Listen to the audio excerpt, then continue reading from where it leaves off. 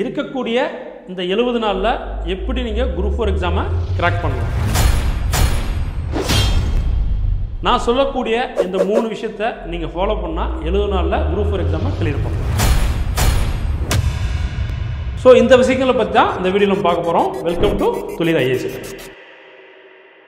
உறக்கத்திலே வருவதல்ல கனவு, உன்னை என்னை உறங்க விடாமல் செய்வதுதான் கனவு. எப்படி கொஸ்டின்ஸ் வருது, நிறைய கொஸ்டின்ஸ் ரிப்பீட் ஆகும், இல்லைன்னு வந்து எந்த மாடலில் கேட்குறாங்க, எல்லாமே உங்களுக்கு அழகாக புரிய ஆரம்பிச்சிடும். இது நீங்கள் மேண்டேட்டரியாக போட்டாகும், கட்டாயமாக இதை நீங்கள் பண்ணியாகும். கட்டாயமாக இதை பண்ணும்போது அப்போ அப்படிதான் நிறைய கண்டெஸ்ட் பண்ணுறீங்க. ஸோ அதை மட்டும் பண்ணாதீங்க, அந்த தப்பை தயவு செய்து பண்ணாதீங்க. ஒரே ஒரு மார்க்கில் அரை மார்க்கில் ஒரு கொஸ்டினில் வெளில வந்துருக்கும், 1 ஹவரில் வெளில வந்துருக்கும். ஸோ 70 டேஸ் இருக்குது சரிங்களா. இந்த 70 டேஸில் நம்ம எப்படி எக்ஸாம் கிளியர் பண்ணலாம். இன்றைக்கி இந்த வீடியோ வந்து இன்றைக்கி போட போகிறோம். இதில் வந்து பார்த்தீங்கன்னா உங்களுக்கு 70 டேஸ் இருக்கும். இன்கேஸ் வந்து பார்த்தீங்கன்னா நீங்கள் ஒரு 60 டேஸில் பார்க்குறீங்களா, ஒரு 50 டேஸில் பார்க்குறீங்கன்னா கூட இந்த ஸ்ட்ராட்டஜி மூலிமா நீங்கள் போனீங்கன்னா கண்டிப்பாக இது பெரிய ஹெல்ப்ஃபுல்லாக உங்களுக்கு இருக்கும். ஸோ அது வந்து ஷுவராக நான் சொல்கிறேன். தென் வந்து பார்த்தீங்கன்னா இந்த ஒரு 3 விஷயம் பார்க்க போகிறோம். இதை தாண்டி உங்களுக்கு ஏதாவது டவுட் இருந்ததுன்னா, குரூப் 4 சம்மந்தப்பட்டது ஏதாவது டவுட் இருந்ததுன்னா நீங்கள் கமெண்ட் பாக்ஸில் கமெண்ட் பண்ணுங்கள். கண்டிப்பாக எங்கள் டீம் வந்து உங்களுக்கு ஹெல்ப் பண்ணுவாங்க, ரிப்ளை பண்ணுவாங்க சரிங்களா. ஸோ இப்போ இந்த 3 விஷயத்தில் முதல்ல என்னன்னா டைம் மேனேஜ்மெண்ட். ஸோ ஒரு நாளைக்கு இருக்கக்கூடிய டைம் நம்ம எப்படி மேனேஜ் பண்ணணும், இதைத்தான் நம்ம ஃபர்ஸ்ட் விஷயமா இதில் பார்க்குறோம். அந்த 3 விஷயத்தில் ஸோ டைம் மேனேஜ்மெண்ட் அப்படின்னா சரி என்ன டெய்லி எப்படி படிக்கணும், ஸோ எந்தெந்த ஏரியா படிக்கணும், இதைத்தான் நம்ம இதில் பார்க்க போகிறோம் சரிங்களா. ஸோ இருக்கக்கூடிய டைம் உங்களுக்கு வந்து பார்த்தீங்கன்னா மார்னிங் 5 to நைட் வந்து ஒரு 9 or 10 o'clock வரைக்கும். ஸோ இந்த டயத்தை நீங்கள் கரெக்டாக யூஸ் பண்ணீங்கன்னா கண்டிப்பாக இந்த 60-70 நாள்லையோ இல்லை 50 நாள் கூட இதை ஃபாலோ பண்ணியா உங்களால் கண்டிப்பாக சக்ஸஸ் முடியும். சில பேர் கேட்பாங்க எப்படி சார் 50 நாளில் பண்ண முடியுமா? கண்டிப்பாக ஆல்ரெடி நீங்கள் படிச்சிருப்பீங்க சரிங்களா. ஆல்ரெடி நீங்கள் படிச்சிருக்கீங்களா? ஸோ படித்த ஒரு பர்சனுக்கு வந்து பார்த்தீங்கன்னா அந்த ப்ராப்பர் ரிவிஷன் வந்து பார்த்தீங்கன்னா ப்ராப்பராக வந்து பார்த்தீங்கன்னா ஒரு டைம் டேபிள் போட்டு போகணும். ஸோ அதை வந்து பார்த்தீங்கன்னா நீங்கள் இந்த ஷெடியூல் படி ப்ராப்பராக பண்ணீங்கன்னா உங்களாலையும் கண்டிப்பாக முடியும் சரிங்களா. ஸோ அதில் எந்த விதமான டவுட்டும் கிடையாது சரிங்களா. வாங்க ஃபர்ஸ்ட் ஒன்று வந்து பார்த்தீங்கன்னா உங்களுக்கு டைம் மேனேஜ்மெண்ட். ஓகே, ஸோ இப்போ நீங்கள் கண்டிப்பாக வந்து பண்ணீங்க பார்த்தீங்கன்னா நீங்கள் ஸோ 5 AM நீங்கள் படிக்க ஆரம்பிச்சிடும் சரிங்களா. ஸோ 5 AM வந்து பார்த்தீங்கன்னா நீங்கள் படிக்க ஆரம்பிச்சிடும். ஸோ இதிலிருந்து உங்களுக்கு 8 மணி வரைக்கும் ஸோ மார்னிங் வந்து பார்த்தீங்கன்னா ஸோ இதில் வந்து இருக்கக்கூடிய அந்த 3 மணி, சில பேர் வந்து பார்த்தீங்கன்னா 4:30 மணிக்கு எழுந்து படிக்கும், 4 to 4:30 படிக்கக்கூடிய பர்சன் இருக்காங்க. இது வந்து ரொம்ப ரொம்ப அருமையான விஷயம். ஸோ இந்த 4 to 8 இருக்குல்ல, ஸோ இது வந்து ரொம்ப உன்னதமான நேரம் சரிங்களா. ஒரு பொக்கிஷன் சொல்லுவாங்க படிக்கக்கூடியவங்களுக்கு. ஸோ அந்த டைம் வந்து நீங்கள் கரெக்டாக யூஸ் பண்ணீங்கனாலே உங்களுக்கு போதும் ஓகேங்களா. ஸோ இந்த கால டயத்தில் நீங்கள் என்ன பண்ணணும் அப்படின்னா உங்களுக்கு கண்டிப்பாக நீங்கள் அதில் GS ஸ்டார்ட் பண்ணணும். ஏன்னா இப்போ நம்ம குரூப் 4 பார்க்க போகிறோம். ஸோ குரூப் 4 பொறுத்தளவு நமக்கு மெயினாக இருக்கக்கூடிய உங்களுக்கு சப்ஜெக்ட் ஸோ புக்ஸ் வந்து பார்த்தீங்கன்னா SCRT-ல 6 to 10 சரிங்களா. 11th 12th இருக்குது இல்லைங்களா சரிங்களா. பட் அதிகமான கொஸ்டின்ஸ் வரக்கூடியது 6லேருந்து 10 வரைக்கும் தான் வரும் சரிங்களா. ஸோ அப்போ டெய்லி காலையில் எழுந்த உடனே வந்து பார்த்தீங்கன்னா நீங்கள் அந்த ஒரு 3 to 4 மணி நேரம் சரிங்களா, அந்த 8 மணி வரைக்கும் நீங்கள் டெய்லி வந்து பார்த்தீங்கன்னா GS வந்து பார்த்தீங்கன்னா ஸ்டார்ட் பண்ணுங்க. நீங்கள் 6th-லேருந்தே ஸ்டார்ட் பண்ணுங்க, 6th-லேருந்தே நீங்கள் ஸ்டார்ட் பண்ணுங்க, ஒன்றும் பிரச்சனை கிடையாது. இன்னொன்று வந்து பார்த்தீங்கன்னா ஸோ நீங்கள் எப்படி புக்கில் இருக்கக்கூடிய எல்லாமே படிக்கக்கூடாது. ஸோ சிலபஸை வச்சுக்கிட்டு சிலபஸில் என்னெல்லாம் தேவை என்னெல்லாம் இருக்குது அதை மட்டுமே படிங்க. ஸோ இதை தாண்டி சில பேருக்கு வந்து என்ன படிக்கணும் அப்படின்னு தெரியல, ஒன்றும் பிரச்சனை கிடையாது. ஸோ இந்த வீடியோட டிஸ்கிரிப்ஷன் வந்து பார்த்தீங்கன்னா நான் வந்து பார்த்தீங்கன்னா ஒரு PDF அட்டாச் பண்ணியிருக்கேன். ஸோ அந்த PDF வந்து பார்த்தீங்கன்னா டெஸ்ட் ஷெட்யூலோட PDF. அதில் 6th ஸ்டாண்டர்டில் என்னெல்லாம் படிக்கணும், 7th என்னெல்லாம் படிக்கணும் அப்படின்னு சொல்லி 10th வரைக்கும் உங்களுக்கு ஒரு வேர் டு ஸ்டடி மாதிரி கொடுத்துருக்கேன். ஸோ அதை டவுன்லோட் பண்ணி பார்த்துக்கோங்க, ரொம்ப ஈஸியாக இருக்கும் ஓகேங்களா. ஸோ இப்படி படிக்கும்போது உங்களுக்கு என்னன்னா டெய்லி பாணி எடுக்கிறீங்களா, அப்போ நிறைய சப்ஜெக்ட் மாறிக்கிட்டே இருக்கும். 6th வந்து பார்த்தீங்கன்னா உங்களுக்கு பார்த்தீங்கன்னா ஹிஸ்ட்ரி இருக்கும், அதே மாதிரி வந்து பார்த்தீங்கன்னா உங்களுக்கு வந்து பாலிட்டி இருக்கும், அதே மாதிரி வந்து பார்த்தீங்கன்னா உங்களுக்கு வந்து பார்த்தீங்கன்னா INM இருக்கும், யூனிட் 6 இருக்கும், யூனிட் 4 இருக்கும், யூனிட் 5 இருக்கும். ஸோ இந்த மாதிரிலாம் இருக்கா. ஸோ அப்போ கலந்து நீங்கள் படிச்சுட்டே இருக்கும்போது உங்களுக்கு என்னன்னா ஆட்டோமேட்டிக்கலாக நீங்கள் எல்லா டாபிக் வைஸாகவும் எல்லா சப்ஜெக்ட் வைஸாகவும் நல்லா ஸ்ட்ராங் ஆயிருவீங்க. ஸோ அப்படி படிக்கும்போது உங்களுக்கு அந்த 3.5 hours or 4 hours பார்த்தீங்களா, அது ரொம்ப வந்து யூஸ்ஃபுல்லாக இருக்கும் ஓகேங்களா. ஸோ அதுக்கப்புறம் 9 o'clock or 9:30 9 or 9:30 ஸோ இதில் இருந்து நீங்கள் ஒரு 1:30 மணி வரைக்கும் சரிங்களா.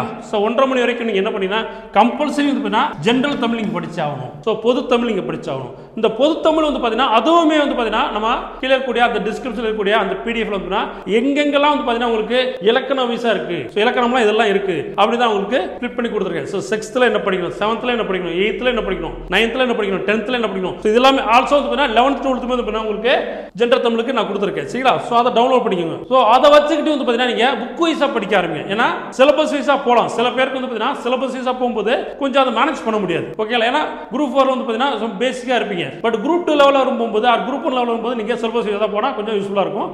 பட் குரூப் 4 பொறுத்தளவு நீங்கள் எஸ்சிஆர்டி வைஸாக தான் நீங்கள் போகணும். சரிங்களா? ஸோ எஸ்சிஆர்டி புக் வைஸாக போங்க. ரொம்ப உங்களுக்கு வந்து பார்த்தீங்கன்னா ஈஸியாக, ஏன்னா இப்போ நீங்கள் 6th முடிச்சிட்டீங்க அப்படிங்கிற ஒரு 2 நாள் நீங்கள் 6th முடிச்சிட்டீங்க. ஸோ உங்களுக்கு ஒரு கான்ஃபிடென்ட் வரும். அடுத்த ஒரு 3 நாள் வந்து பார்த்தீங்கன்னா 7th முடிச்சிட்டீங்க, அதுக்கு ஒரு கான்ஃபிடென்ட் வரும். அடுத்த ஒரு 4 நாளில் 8th முடிச்சிட்டீங்க, அது ஒரு கான்ஃபிடென்ட். அடுத்த ஒரு 5 நாள் வந்து பார்த்தீங்கன்னா நீங்கள் 9th முடிச்சிட்டீங்க, அது உங்களுக்கு கான்ஃபிடென்ட் வரும். அடுத்து இன்னொரு 5 நாள் 6 நாள் வந்து பார்த்தீங்கன்னா நீங்கள் 10th முடிச்சிட்டீங்க அப்படின்னா நீங்கள் பயங்கரமான ஒரு கான்ஃபிடென்ட் உங்களுக்குள்ள வந்துடும். ஸோ கிட்டத்தட்ட வந்து பார்த்தீங்கன்னா பாருங்க எத்தனை நாள், ஒரு 2 3 5 அப்புறம் வந்து பார்த்தீங்கன்னா ஒரு 15 to 20 நாளுக்குள்ளார உங்களுக்கு 6 to 10th வரைக்கும் வந்து பார்த்தீங்கன்னா நீங்கள் முடிச்சிருவீங்க. ஸோ அப்போ நீங்கள் யோசிச்சு பாருங்க, ஒரு 15லேருந்து 20 நாளில் நான் 6லேருந்து 10 வரைக்கும் இருக்கக்கூடிய ஜிஎஸ் எல்லாத்தையும் நான் படிச்சுட்டேன் அப்படின்னா ஆட்டோமேட்டிக்கலி நீங்களே ஸ்ட்ராங் ஆயிடும். நீங்களே வந்து பார்த்தீங்கன்னா உங்களுக்கு சைக்காலஜிக்கலாக வந்து பார்த்தீங்கன்னா ரொம்ப வந்து ப்ளசண்டாக வந்து பார்த்தீங்கன்னா ஒரு பாசிட்டிவாக வந்து பார்த்தீங்கன்னா நீங்கள் ஃபீல் பண்ணுவீங்க. சரிங்களா? ஸோ அப்படி வாங்க, அப்படி வந்தீங்கனாலே போதும். தென் வந்து பார்த்தீங்கன்னா மதியம் லஞ்ச் முடிச்சதுக்கப்புறம் கண்டிப்பாக 2 மணிலேருந்து ஒரு 4-4:30 வரைக்கும், ஸோ மினிமம் 2 ஹவர்ஸுங்க, மினிமம் 2 ஹவர்ஸ் ரெகுலராக நீங்கள்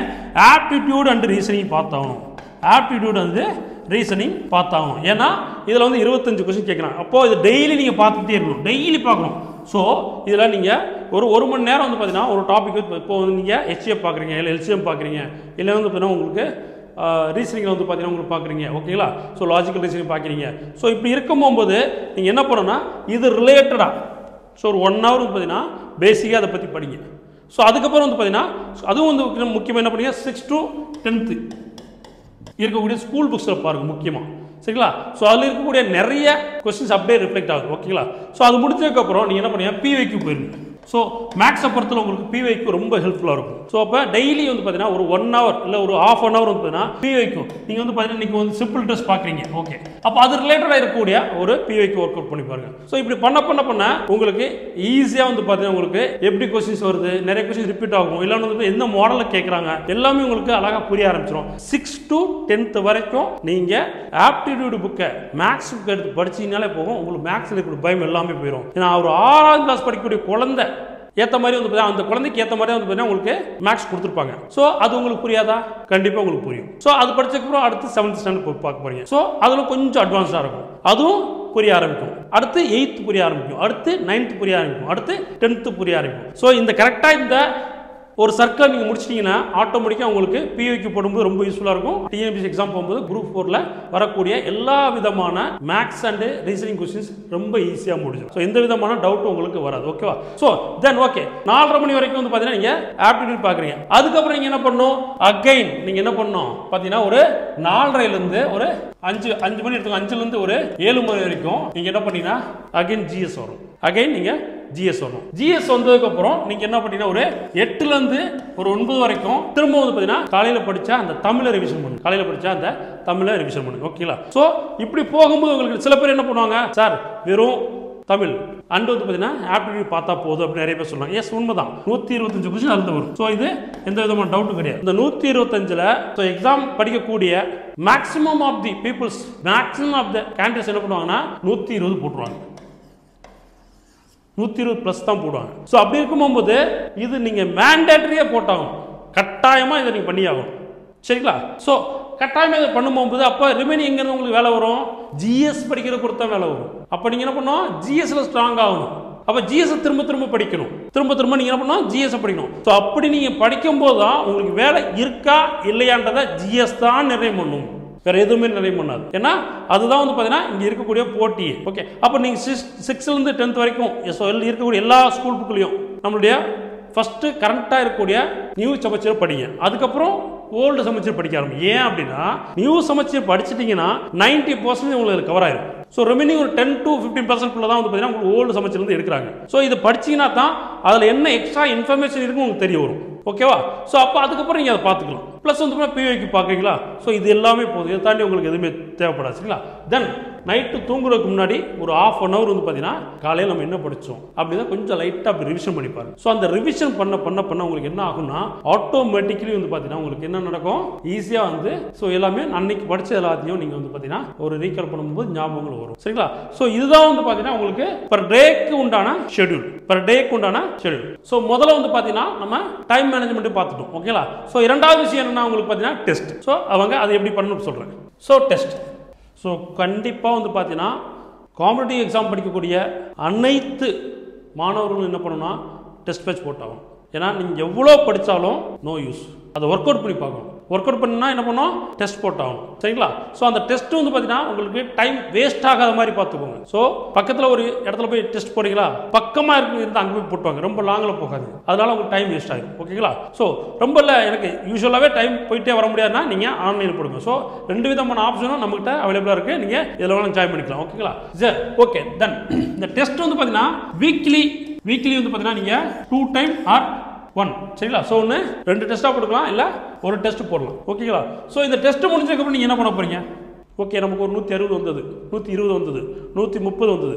ஓகே, அடுத்த டெஸ்ட் படிக்க ஆரம்பிச்சிடும். அப்படிதான் நிறைய கண்டெஸ்ட் பண்ணுறீங்க. ஸோ அதை மட்டும் பண்ணாதீங்க, அந்த தப்பை தயவு செய்து பண்ணாதீங்க. ஸோ அப்போ நம்ம என்ன பண்ணணும், டெஸ்ட் முடிஞ்சதும் ஸோ இன்ஸ்டியூட்லேயோ இல்லைன்னா வீட்டுக்கு வந்தோ கீயை வச்சுக்கிட்டு நம்ம எங்கெல்லாம் வந்து பார்த்தீங்கன்னா தப்பு பண்ணியிருக்கோன்னு பாருங்கள்.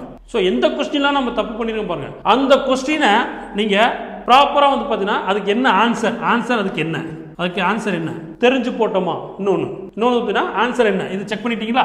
அதுக்கப்புறம் ரெமைனிங் நீங்கள் போட்ட அந்த 140 இல்லை 150 இந்த ஆன்சர் வந்து பார்த்தீங்கன்னா உங்களுக்கு கரெக்டாக போட்டிருப்பீங்க. அதில் கண்டிப்பாக 25 கொஸ்டின்ஸ் ஆர் 20 கொஸ்டின் வந்து பார்த்தீங்கன்னா நீங்கள் ஒரு ஃப்ளூக்கில் போட்டுருக்கலாம், கெஸ் ஒர்க்கில் போட்டுக்கலாம். ஸோ இந்த கெஸ் ஒர்க்கு நீங்கள் என்ன பண்ணணும்னா அப்போ அதை கெஸ் ஒர்க்கில் போட்டது உங்களுக்கு கவுண்டபிள் வராது, ஷுவர் ஷார்ட்டாக போடணும். அப்போ கெஸ் ஒர்க்கில் போட்டதை அப்போ இந்த கெஸ் ஒர்க்குன்றதை கம்மி பண்ண ஆரம்பிங்க. இப்போ இந்த ஃபர்ஸ்ட் டெஸ்ட் வந்து பார்த்தீங்கன்னா 140 கொஸ்டின் போட்டிருக்கீங்க, அதில் வந்து 15 நீங்கள் கெஸ் ஒர்க் போட்டிருக்கீங்கன்னா அடுத்த டெஸ்ட் வந்து பார்த்தீங்கன்னா நீங்கள் 150 இல்லை 145 நீங்கள் ஆன்சர் பண்ணணும். அதில் வந்து பார்த்தீங்கன்னா ஒரு 12 தான் கெஸ் ஒர்க் வரணும். ஸோ அப்படியே கம்மி பண்ணுங்க, ஏன்னா உங்களுக்கு ஷுவர் ஷார்ட் அதிகமாகும். ஷுவராக கரெக்டாக இதான் ஆன்சர், இது வேற எதுவுமே கிடையாது. அந்த மாதிரி நீங்கள் உங்களை மாற்றிக்கோங்க. ஸோ அந்த மாதிரி நீங்கள் வந்து ட்ரெயின் அப் ஆகுங்க, அதுதான் உங்களுக்கு மிகப்பெரிய சக்ஸஸ் ஆகும். ஏன்னா அந்த கெஸ் ஒர்க் வந்து பார்த்தீங்கன்னா எல்லா இடத்துலையும் ஒர்க் அவுட் ஆகாது, சில இடத்துல தப்பாக போய் முடியும். சரிங்களா? ஸோ அப்போ ஷுவராக வந்து ஆன்சரை நீங்கள் பாருங்க.